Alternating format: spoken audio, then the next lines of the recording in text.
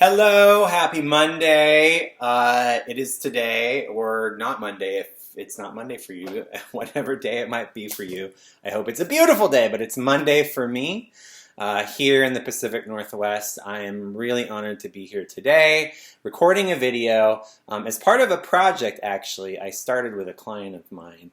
And so let me rewind and just follow the format of the video, and then maybe I'll give you some insight into why I'm actually recording this video with a client of mine. So my name is Mathew Heggem. I am the founder and CEO of 10kcreators.com. It's a social enterprise that I started about 2 years ago after having kind of been done with working for other people, building other people's brands and helping them to do their thing. And I decided, you know what, it's time for me to do my own thing. So I started my business, and when I started my business, the intention was to bring together the two parts of my lives that are really, the two parts of my life that are really important to me.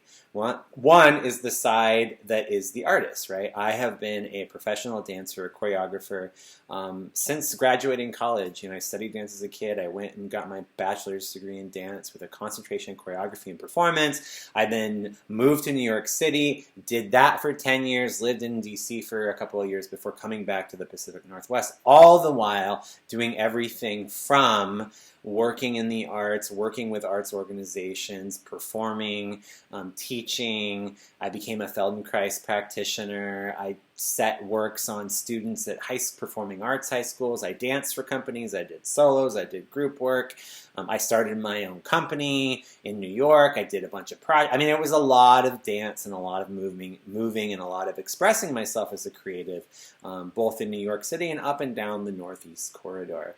I also had a life in business. After a couple of years in New York of working in the nonprofit space, mostly as a development communications director, I found my way, oddly enough, into the accounting industry, and subsequently became the CEO and president of an accounting practice that grew over 7 years. There's a whole backstory to that business that I won't get into. But the long story short is that work really initiated my relationship to understanding finances and appreciating what bookkeepers, accountants, controllers, CFOs, and really just the finance and numbers people do for business. And so, sort of simultaneously, I cultivated this skill set around being an artist, being creative, being self-producing, and or working inside of the nonprofit sector, but also having this background and this acumen and this appreciation and this ability to navigate conversations around money and finances,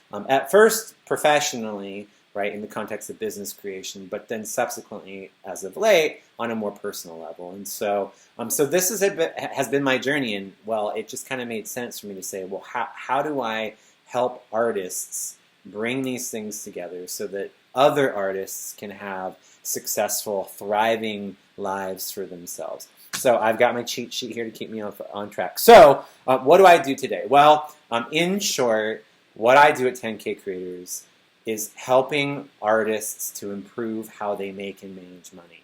It looks different depending on who the artist is and what their circumstances are and really kind of what their goals are ultimately. But at the end of the day, the sort of two titles that I tend to wear for my clients are that of a financial strategist and a business advisor. On the financial strategy side, again, it's about really understanding the mechanisms for revenue generation, how cash flow is currently managed, what needs to be addressed both on a personal and a business level to tighten up the financial practices, and also understanding like what are the drivers for revenue, what marketing and sales tactics are actually going to produce results and help this business owner, in essence, this entrepreneur, this arts entrepreneur, to financially activate their potential as a creative in the world, right? And then on the business side, that's exactly what it is. It's about getting down to the nitty-gritty of, okay, well, how are we actually going to execute this? What is your marketing strategy? What are the tactics that are going to work to speak to your ideal customer?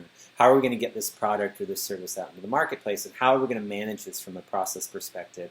Let's also talk about attorneys. Let's talk about assurance. Let's talk about taxes. Let's talk about all the bits and pieces that go with running a business and make sure that we're making the right choices to build our arts practice in whatever way, shape, or form that takes. So that's kind of what I do in a nutshell, and I will give you a couple of examples, but I want to sort of answer the question, why do I do what I do?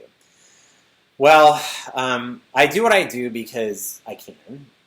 I have this skill set, I have this knowledge, this experience, this background of being both a professional artist and a successful business person. And so I think part of it is like, well, that's kind of what I was born to do, right? I'm here, I'm able to do it, it's a skill set of mine. But also, I think when I look back at my career and I look at maybe some of the lowlights of my career, honestly, what it boiled down to was, two things. One, shitty relationships that aren't well structured, and people who say one thing and do another, and friends in particular. I mean, there's a whole, again, I mentioned earlier my work at a company called Some Innovation. The long story short of that is that I was betrayed by my business partner and learned a really hard lesson, and it was painful and it sucked, but I learned a really hard lesson, and I guess what I learned in that circumstance, first and foremost, is that as much as on the art side we love to kind of not think about the business and stay in the sort of imaginative, creative, playful, juicy, beautiful, glorious, fun, creative magic space, if you neglect the business side or don't pay attention to the business side, well, frankly, you're leaving yourself open for exposure to fraud, to deceit, to naivete, to mishap, to circumstances that, frankly, could be avoided if you just did the thing that the business people tell you to do. One of those things being put it in writing, get a contract. Yes, I know they're your friend, but you should still have it in writing, right? Like those kinds of sort of fundamental lessons. And P.S., I've learned that, for maybe those of you who are like not so hot on business, I've learned that both business people and artists are equally capable of taking advantage of each other in both directions. So this isn't like a problem with business and corruption. This is a problem with human beings and how we relate to each other. And the truth is we've got all this trauma. Anyways, so why do I do what I do? Well, I understand, I think, also how to sort of see the bigger picture of what my clients are dealing with and connect the dots and help them to see themselves through, I guess, a hybrid of coaching and consulting, right? So this isn't one of those situations where, I try to like cull you into figuring it out for yourself. I think it's important to know how to figure some things out for yourself. But if I know the answer, I'll tell you. And if I can help you with it, I will. In fact, a lot of the work that I do for people is not only the conceptualization or the creation of a strategy, a financial strategy and a business plan to move forward, but also some execution around that, some accountability, some support, some work sprints, just really creating a good structure for for the thing to happen, right?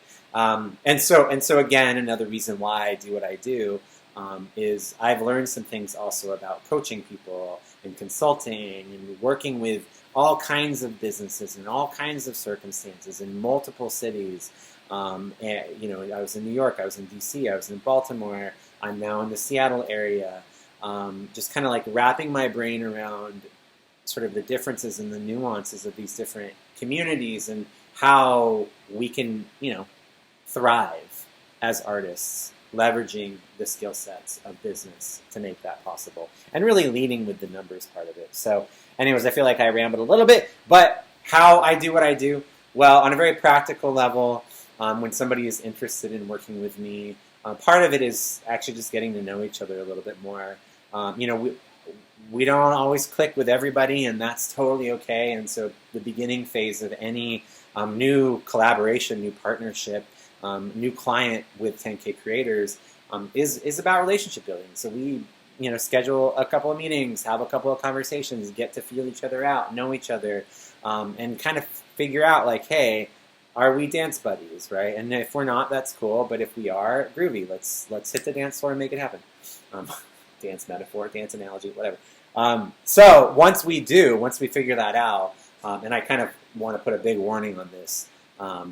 We got to limit ourselves to the amount of time we take to figure that out, because the truth is I start kind of getting into conversations with people right away. But anyway, so what happens is after we figure out that we want to work together, or we determine that we want to work together, then we go through an onboarding process. And the onboarding process really starts with me getting to know who you are, what you stand for, what your vision is for the world as an artist, as an arts entrepreneur, as a business owner, as somebody who is financially empowered. And we actually look at your finance together. We talk about how you're making money, how you're managing money, what's working, what's not working, what's coming down the pipeline, what are you worried about, what are some of the mindsets and the stories that are in your head about how money works and how it should work, and what training do you not have or education do you not have, what context did you grow up in. We get into not just sort of the mechanics of how cash flow works and talk about taxes and insurance and working with financial advisors and CPAs and such. But we also talk about the emotional, internal part of this conversation, because one of the things that I like to acknowledge in my work with my clients around money and finances and business is that there is a lot of trauma associated with being raised in a capitalist society, being raised in American culture, and having to navigate those nuances and deal with a system that is rigged and unfair. And so how do you navigate that system and take care of yourself? And so it is an adventure on getting to know each other on a personal and deeper level. I think I would say that the biggest, and that's why I like to get to know people first before we sign up for this adventure, because we're going to get into it and we're going to talk about some hard stuff. And my job is to help you navigate some of the biggest obstacles you have, overcome them, and then create some accountability around making things happen for yourself. And so who do I serve? Well, I have basically two client types. I have individual self-producing artists, and I have arts organizations or nonprofits that I work with. So on the self-producing artist side, a good example would be a Broadway actor who runs a nonprofit and does consulting work on the side, or a performance artist from LA who writes grants, does crowdfunding performances, and makes costumes. And these individual artists, like myself, are professional artists. But the income that we have is unstable, right? I speak for myself. Like, I'll have a dance performance, I'll get a little bit of money. I might write some grants to get some money. I might do a crowdfunding campaign to pull in some money, get money at the door for ticket sales. But that's not enough money to manage my cash flow and live the lifestyle that I need to live to take care of myself. And so I've got other things that I do, and all of my clients have other things that they do that creates a sort of tapestry of work that composes their financial life, or certainly their income. And so the challenge is, like, how do we manage all that? How do we fit all those pieces together? How do we make sure that everything's working in harmony? And what can we do to bring more attention and effort to the things that really drive us and inspire us, so that we're not getting swept away in some of the sort of 9-to-5 work, or the busy work, or the side hustle work, or the side job work. And I'm not saying that those things are bad. In fact, I am a firm believer of omnipreneurship as an artist, as an entrepreneur, which to me means that how you express yourself in the world through entrepreneurship can go in many and multiple directions, but you're still who you are. And so there is a little bit of sort of like CEO mindset and thinking about system design that's part of living into this life of being a thriving artist and omnipreneur. And it's the same questions regardless of whether or not you're an arts organization or an individual. It's like, okay, let's talk about how do we improve how you make and manage money. So on the making money side, I've talked about grant writing, crowdfunding, creating work for yourself with complementary stuff, or complementary activities, and really kind of coming up with a composition of income streams that is cohesive to the vision and the mission of your work in the world. And then taking it into action, right? Sometimes it means that on the financial side, we need to hook you up with a financial advisor, a tax advisor, or an insurance agent to help you kind of think about some of the personal finance pieces that will be important to you on your path. But ultimately, it's about creating that infrastructure for you to achieve those goals, right? For the arts organizations, it's kind of the same set of questions. How do we improve how you make and manage money? But the context is different, right? So let's say you're an arts organization that provides professional development to schools, and you want to figure out how to maximize your earned income strategy and offer more workshops, professional development workshops.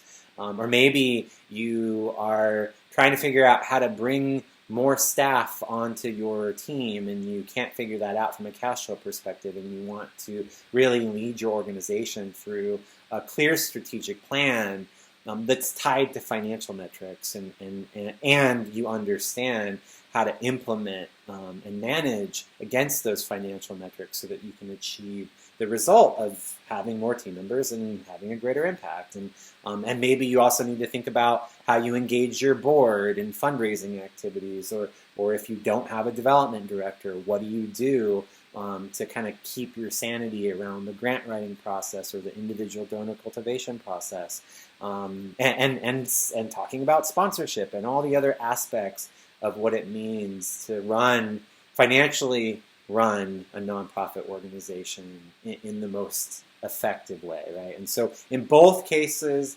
it's also, I think, about leadership and how we show up in the world as creative people, and how we express ourselves, and maybe even sort of breaking away from the myth that artists can't be business people, but and that you can only have your right brain or your left brain active. And while I think I'm evidence, and my clients are evidence, that you can be whole-brained and powerful in how you show up in the world as a creator. So I've given you 2 examples, and so now I'm going to kind of wrap up the video. I know this is a long video, but whatever, that's what I'm into today. So I want to wrap up this video with a couple of questions that I haven't prepped for, right? So one question is, what have I learned in my first 2 years at 10K Creators? Okay, so I've had the opportunity to work with a small group of both individual artists and arts organizations over the last 2 years of my business. And I would say one of the things that I've learned is, what have I learned? That it does all come back down to cash flow, right? I think I was reluctant. I think some of my clients are still reluctant to open up the spreadsheet and get down to the details of like, okay, how much money is in the bank account, what's coming in, what's going out, what's your balance for the next day or the next day or the next month, and then thinking about the budget and the number side of the work that we do. So we kind of tend to, I think, if we avoid that cash flow projection and budgeting conversation, get stuck in dreaming about the big picture, thinking about the marketing tactics, getting out there and making the art and doing the thing. But as I've learned in my career in accounting, and was reminded of several times, an ounce of prevention is worth a pound of cure. So what I would rather see us do is create cash flow projections up front, create a system for managing our money, come up with a working budget, and I have a bunch of spreadsheets. I can show you how I use them. But then create a system like once a week. One of the things that worked for me once a week is I had a money buddy, right? And I would kind of log in at the same time every week at Wednesdays at 5 p.m. Pacific and do my money buddy thing, and that's how it happened. Right? So whether you're an individual artist or an arts organization, I think it's a little bit more complex if you're an arts organization. If you're an arts organization, I think the thing that I've learned is like, yeah, you've got to have a plan for at least for the next 6 to 12 months. A clear plan that you've mapped out with your team. And then once you've created the plan, you need to create the cash flow projections to support the plan. So have the plan, create the cash flow projections, then get to work, right? Because the truth is that I like this saying or this quote. It's like, man plans and God laughs, right? Yes, shit's going to happen. Things are going to change. You put it down on paper to be one way and something completely different occurs, right? But that doesn't mean you don't do it, right?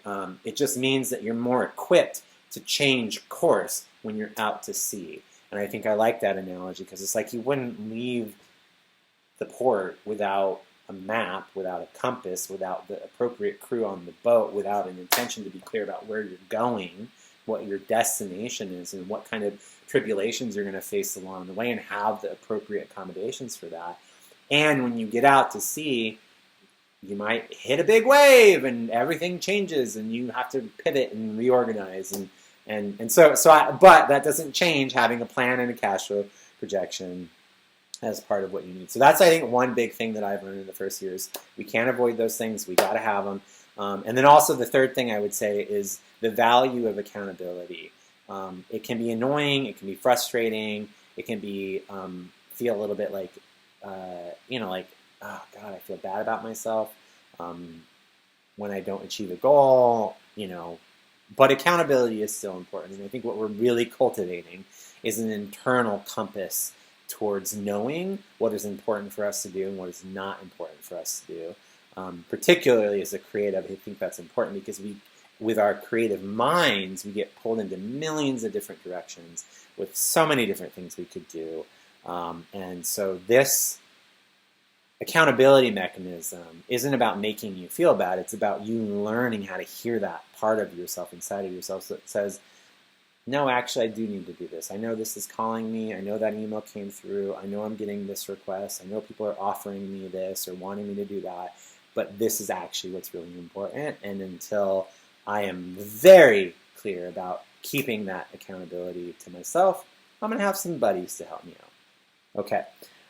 So what have I learned as an artist over the last 2 years? Oh, man, the art still matters. The art, I don't want to say the art matters most. I think the art matters as equally as the business behind it, underneath it, around it, and through it. Because art is business, in my opinion. And the art that you make is, I think, the most important thing for you to really tune into. And so carve out that creative time. Give yourself the right to follow your inspiration, to be curious, to be playful, to get out into the world and explore what there is for you to explore, to follow that sort of inner compass of like, ooh, I want to go this way, I want to go that way. And again, to know when to listen to that around things you might be avoiding. But otherwise, when it comes to your art making, to just lean into the creativity and to enjoy the process and to also make the work. Whatever your work is, make it. I know for me right now, I have been talking about making dance films for a long time. And I finally have assembled a videographer and a musician through my commitment to just making work and showing up. And I'm finally going to be making a music video. I'm really excited about it. I don't know what that means completely, but I'm finally doing the thing that I said that I wanted to do for so long and taking action on it. And I have a client who's also working with me as a creative coach and supporting me. So I've got that accountability to my creative life as much as I have my own structures of accountability around my business life. So stay dedicated to your art. If there was one piece of advice I would share today, what would it be? Again, I think the cash flow piece is really important. I think having community is really important. And so the one piece of advice that I would actually share with artists particularly, and arts organizations, just people in the arts community in general, is learn how to network. And I know that word sounds slimy and grimy for a lot of people, but you know what?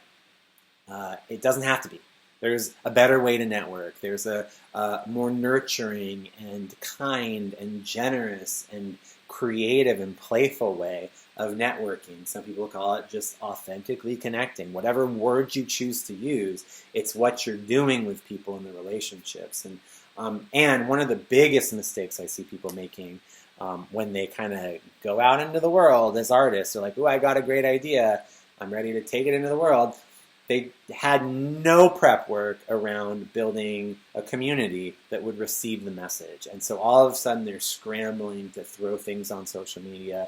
They're kind of jacking emails left and right to pump out a communication saying, "Hey, come to my show," or "come buy my art," but they haven't actually taken the time to get to know people, to tune into people, to be leaders in different communities. There's plenty of spaces for you to show up and contribute as a community member before you start taking and asking for things. So I think that's a big thing that artists and arts organizations need to work on.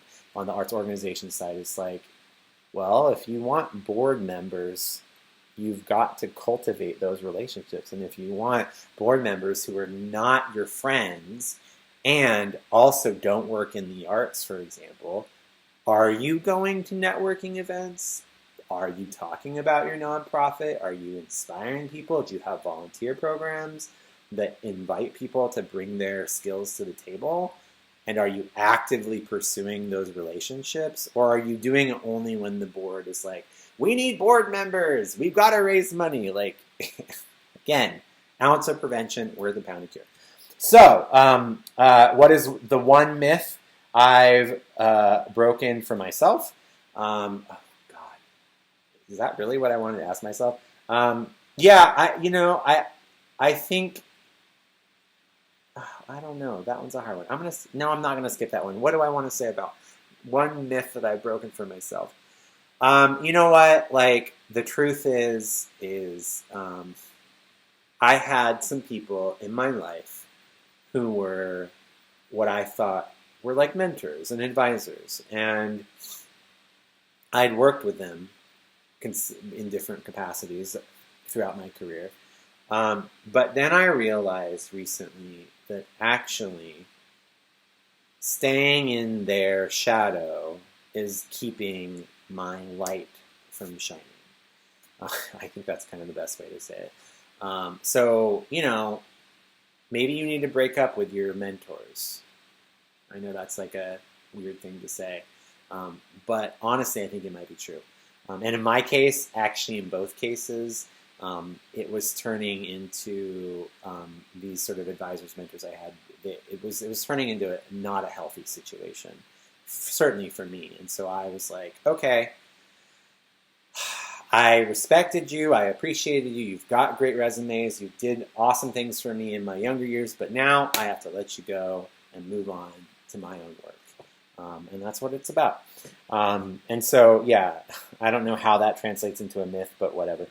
What I hope, the last two questions, the last one is next step, so this one is really less. So what I hope for all of my clients. So what I hope for all of my clients is that you find financial wellness, whatever that means for you. It could look like so many different things. And I guess I'll say this, I don't hope that all of my clients become dirty rich and bloody wealthy and have shit tons of money and get to spend it all over the place, because I don't think that we need that, to be honest with you. There's a whole conversation here about wealth inequality, and of course we know how that's worked out. But I'm not interested in making people rich for the purposes of making people rich. I'm interested in increasing the wealth of people who are artists so that they can increase the impact of their work and bring to them the abundance and the wealth that they need to thrive, right? That's what I'm interested in. And sure, if that means you make a shit ton of money, then awesome. But what that also means is that you steward that money in a very effective way, prioritizing the people and planet before you prioritize your profit margins to pad your back pocket. And I don't mean to say that having, a safety net is not important. I think there's a lot to be said about protecting yourself and taking care of yourself first. But how do you steward the resources that you're given? Because I think one of the things that I have learned is that we are given the things that we are able to serve and to support, right?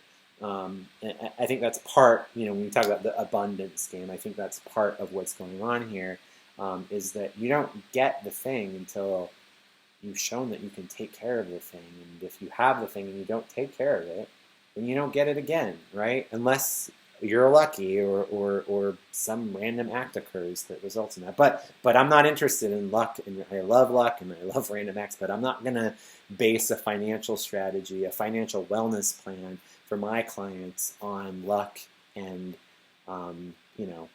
circumstance. We're going to be very intentional. We're going to be very creative. We're going to be very collaborative. We're going to know what the numbers are. We're going to create the cash flow projections. We're going to hold ourselves accountable. We're going to make the best artwork that we can, and we're going to get out there in the world and be amazing business owners and bring the opportunity and wealth to us as creatives so that we can make our best work and change the world through our art making. So, I know that was like 30 minutes of talking. It was a lot to put in here, but I just had to get it all out. I had to speak up and say what's going on in my life because that's also something I need to do right now. It's a whole other story. But point is now you know a little bit about what I'm about and what's going on over here and what I do for people. I might not have been gave you the best explanation, but you get the gist of it. And so if you're interested in working with me, if you want to find out more, please reach out to me. My email address is mathew@10kcreators.com. That's Mathew with one T, Mathew at 10 as in the number, K as in the letter, creators.com. All right, go to my website. You can also fill out the information form. I'll get an email if you fill out that form as well. I do encourage you to go to my website as well to learn a little bit more. Check me out on LinkedIn. Listen to some of my content on Instagram. Go check out my personal, IG profile. Like whatever. Like get to know me. And if you feel like this might be a good fit and you want to chat about the opportunity, shoot me off an email. We'll begin the process of getting to know each other. We'll set up maybe a couple of phone calls, and then if after that you feel like, yeah, this is it, I'm ready to go, let's make the magic happen, we'll make the magic happen. All right, so, I did it. I talked about a lot of stuff. I got my video done. So let me now wrap by saying, okay, so what was this all about? So one of my clients is an amazing human. His name is Stefan. He's launching a business. He's relaunching a coaching practice as a motivational speaker.